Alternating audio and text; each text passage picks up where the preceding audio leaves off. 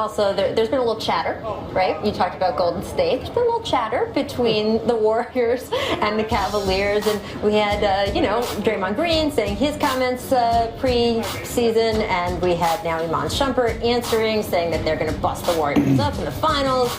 LeBron, though, was asked about Shump's comments, and he said he's not buying into it. He said it would be foolish of me and disrespectful to myself, my teammates, and the rest of the competition to just put ourselves into a third matchup with them, of course, referring to the finals. I haven't even fantasized about it. I haven't thought about it. It's too long of a season. It's too much work to be done to put myself in that mind frame. I have to read to the end of this quote, but I'm going to now show you Tracy McGrady's face. But they're a great team. Tracy, how do you feel about this? He looks a lot like Kermit there, doesn't he? I get all that in the first part of that, but that last statement when he was like, he haven't thought about it, come on, Bron. So you trying to tell me the year that you lost to Golden State, you wasn't looking for revenge the next year? You didn't just look towards, you know, the finals.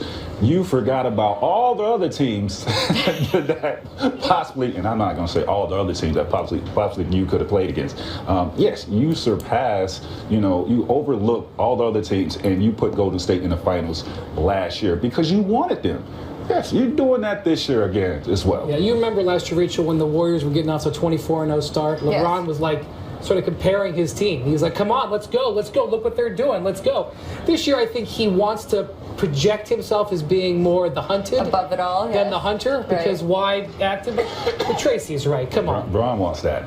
For sure. KD's on there now. He wants that. Let me tell you something. When the Cavs were flying from Chicago from Cleveland over to Chicago last night, I'll bet they were keeping an eye on that score. And they probably got into the hotel last night. The game probably wasn't even over because it didn't end until like 1:30 in the morning here. They were probably watching it. LeBron was breaking down every possession. So I don't buy that for a second, but it was a nice quote. Look, here's the question. The Cavaliers had a Halloween party. What are the cookies about? Were the cookies about other teams? Come on, Bron. Not about other teams. Are you fooling? So, you know, but I will say, LeBron always says the right thing, right? Not always, but most of the time. Often. He is often we pick holes in it, though. And tempted to say other things, and I think, once again, this time, he was able to say the right thing. We have another distant replay for you, because it's an hour-long show, and we like giving you awesome, good old-time clips. Take a look. I don't even know what this is from, so we're going to watch it all together, kids. Now it's official. He does take it away with Fish. The lob. Kobe does it. How did he get to that baby? That was I'm going to have to talk to Derek. That was not a very good lob, but Kobe made it look good because somehow he was able to guide it home.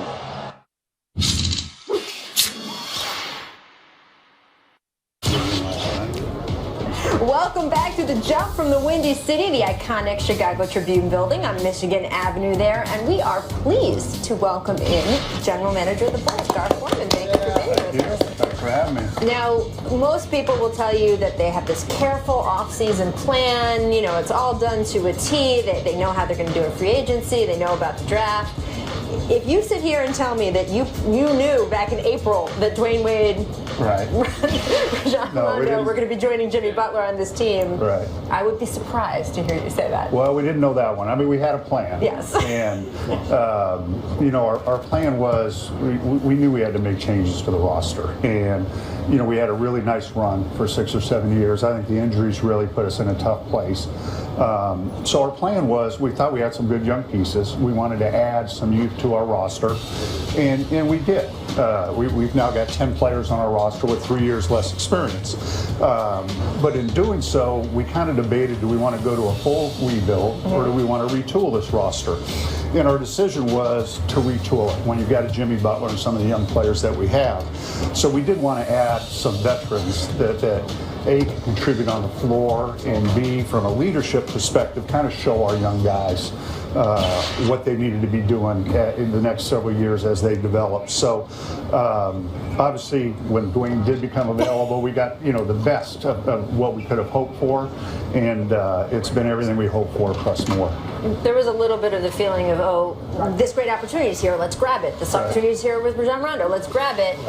How concerned were you, or what was your concern about how they would fit together, the chemistry in the locker room, but also on the floor? You're talking spacing issues, shooting issues. Yeah. What were you worried about? Well, we read a lot about that, but that wasn't a huge concern of ours. We've got some guys that can shoot the ball, in Nikola Mirotic, Doug McDermott, Valentine, who we drafted, Isaiah Cannon, who shot it very well for Philly last year. So, what we were looking at is we had 3 guys that could play make with the basketball, and that's something we hadn't had in the years past. And so we thought they would fit from that perspective, and we really thought their personalities would fit. And I know you guys have read about where Jimmy spent some time with Dwayne when we were recruiting him, and they talked about it. And we spent a lot of time with Rajon for a couple of days before we signed him, and we felt that those 3 wouldn't have a problem fitting here on the floor, and so far they haven't. They've got along great. From what you see, what kind of impact does Dwayne Wade have on Jimmy Butler? Well, really he's impacted all our players. And, and I've said this a couple times about Dwayne. I've been here 18 years now, been a GM for 8. I've never been around a player that gets it at every level like he gets it. And Brian, you were around him quite a bit, but from an organizational standpoint, from a team standpoint, what he does in the locker room, what he does on the practice floor, how he prepares, which again is such a positive for Jimmy, but for all of our players. And the added benefit of all that is he can still play. So you're getting the best of both worlds. And again, we've just been thrilled with what he's brought to this. That was a setup question. So tell the cast,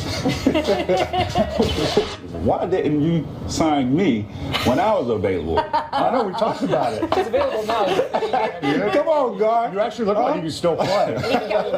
By the way, when he's at these arenas, he starts shooting. I can tell you. I guess I didn't get it.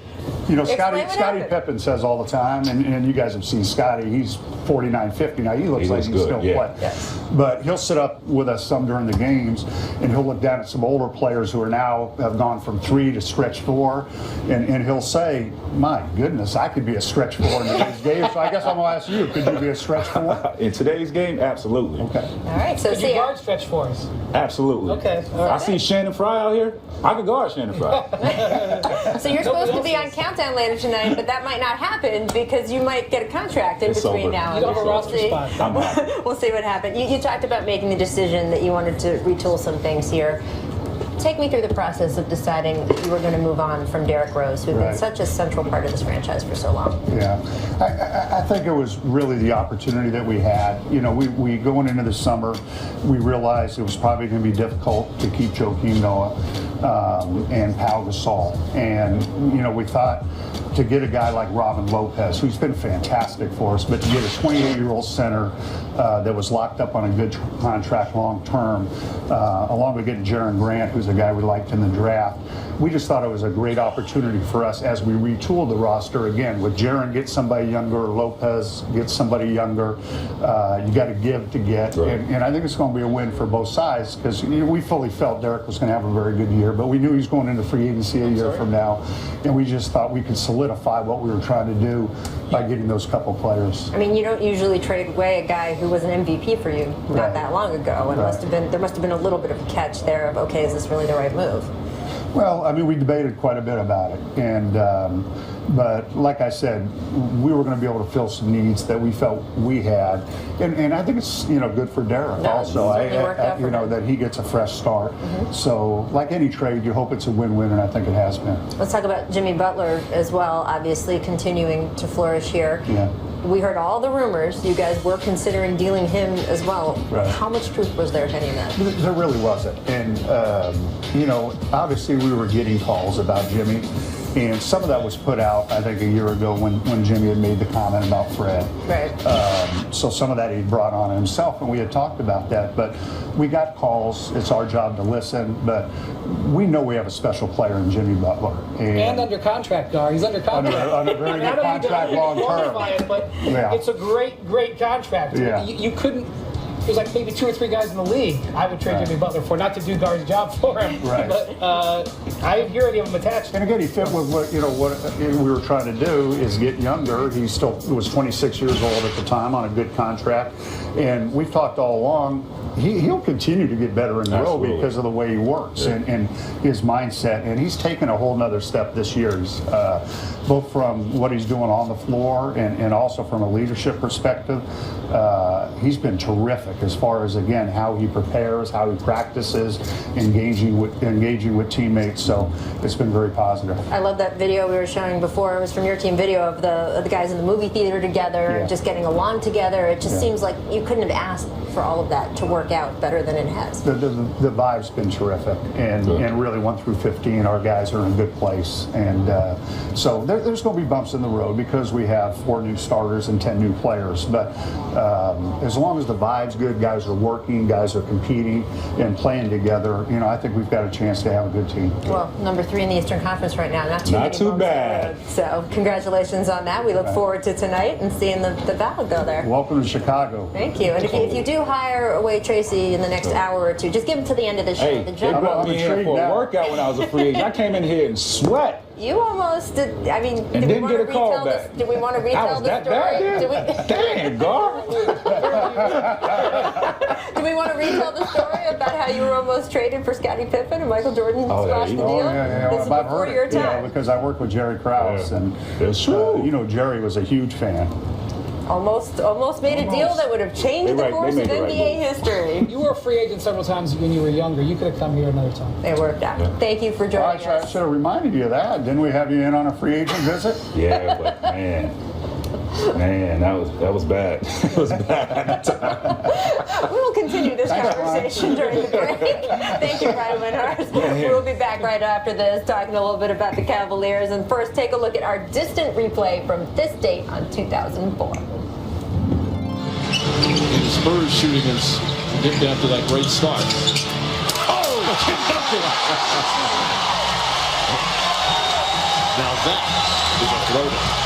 Ben Wallace does not have many of those against him.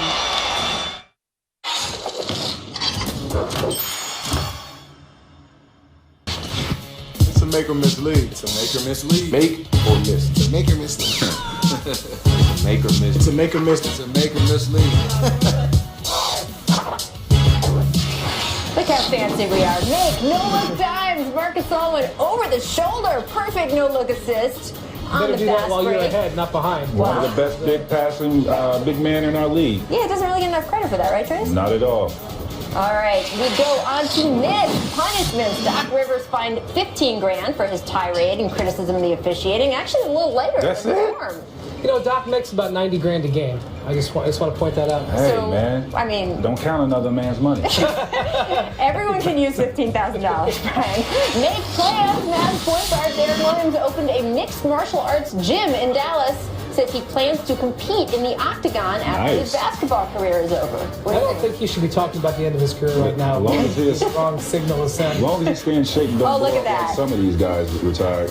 See, I think he would like it if that's what he looked like. I think he'd be happy. Missed balance last night. Rondé Hollis-Jefferson made Malcolm Brogdon fall with a crossover.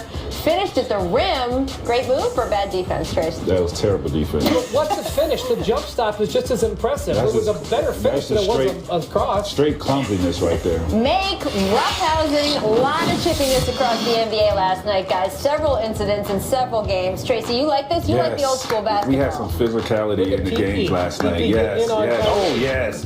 I love it. You did have some physicality. Yes, Bobby Jackson. That, we could yes, show. Bobby Jackson.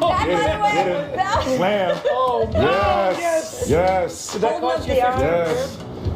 Oh, come on. And the old school probably didn't call him in here. Hey, look who's joining us. What's up, Brian? Don't throw some strikes there. What you used to pitch in the Negro leagues, that boy. Why is he wearing the road jersey? Oh, well. This is what he was wearing today. We'll get him tonight. That's good. Thank you for joining us. Stay tuned for tonight. We got a lot to come on ESPN.